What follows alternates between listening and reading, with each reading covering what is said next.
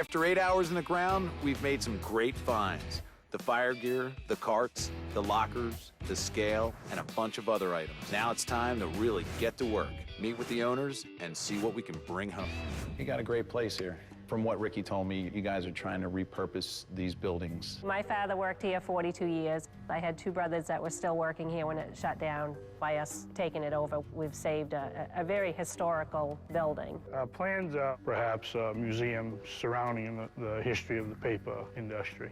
In my business, buildings that are being saved or redeveloped are great opportunities for us to walk away with some amazing historical pieces. But when I hear the word museum, that could mean big trouble. Well, let's start in this room. This thing is a vice and an anvil all in one. I mean, this is a piece of the Industrial Revolution. It just screams that. Would you take 65 for that? I'll do the 65 with it. Thank you. Oh, look at those gauges. They are so cool. Well, they're pretty similar. How about if you just take one of them? Oh, I know. They look great with two. I know, but they're exactly the same. Look, I need a profit, but in my book, you never separate the twins. You know, like these should stay together. But there is one down there. It's not in such good shape. Would you do 45 on that? I think we'd really like to get 50. It would really make us feel good. And when you feel good, I feel good. Thank you. Next is the fire equipment. There are multiple pieces, and they could be worth up to $500 a piece.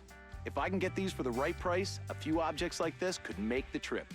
All right, we find ourselves in front of some firefighting apparatus. It would be really hard to pat with anything related to firefighting. So we have firefighters in the family, and we've got a local fire museum. We got rid of that, it really ought to go to them. So what you're saying is no? We have firefighters in the family, and we've got a local fire museum. We got rid of that, it really ought to go to them. So what you're saying is no? I love fire memorabilia, but if I can't walk away with the carts, I need to walk away with that fire axe. I thought that our dealings would go a whole lot better after, you know. What's your offer on it? I would go $80 on that. You know, I feel $80 is fair. Very good. Thank you. Thank you. Even with the axe, I was still light on quality objects. It's a Fairbanks. I'd be willing to offer you $80. I see smoke coming out of your ears. You do have a whole room full of scales. I know. We will do $80 on the scale. Thank you. That's a good deal. That's awesome. When I got the Fairbanks scale, things really started moving.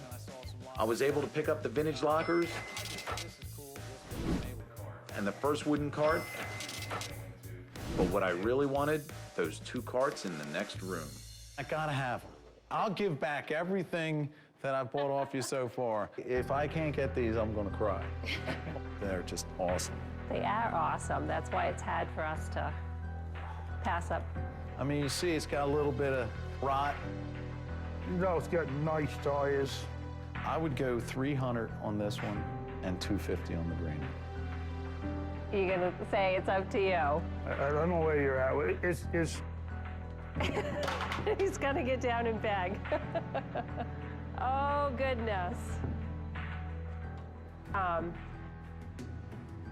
think we got a deal. Let's get some more stuff. Okay. In addition to the carts, Tim and Mary agreed to part with a number of signs, glassware, and even a trash can I found in the lab. Before we left, I had one more lucky find. Hey, check this out, guys. It looks like it's got some battery power. Whoa. I've got just the job for this bad boy. Boom out, cowhide!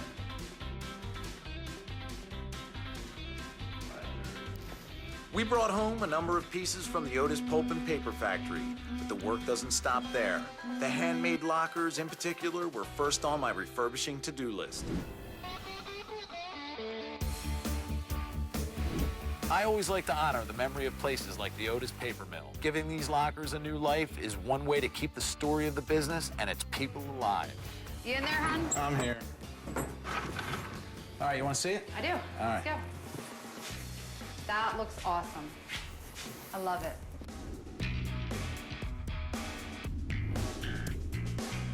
It took a long time just getting it back, crisp-looking locker.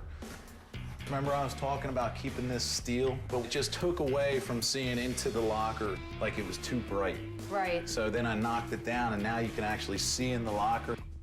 These are all bolts that I salvaged off of hinges and stuff. Oh, this is cool. Now that was made out of a rake.